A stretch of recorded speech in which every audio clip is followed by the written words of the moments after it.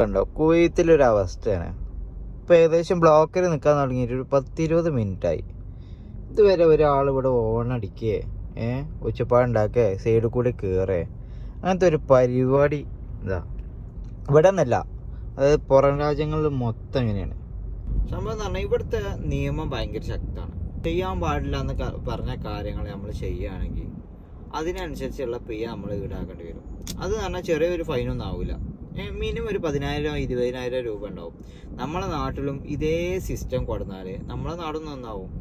നമ്മളിതിപ്പോൾ പുതിയൊരു റോഡ് വന്നല്ലോ, ആ റോഡിൻ്റെ ആ ഒരു അവസ്ഥ എന്ന് വെച്ചാൽ എൻട്രീൻ്റെ ഭാഗത്ത് കൂടെ എക്സിറ്റ് ആവുക, എക്സിറ്റിൻ്റെ ഭാഗത്ത് കൂടെ എൻട്രി ആവുക. ഇതിനൊക്കെ മാറ്റം വരുന്നുണ്ടെങ്കിൽ തീർച്ചയായിട്ടും നല്ല പിഴ ഈടാക്കണം.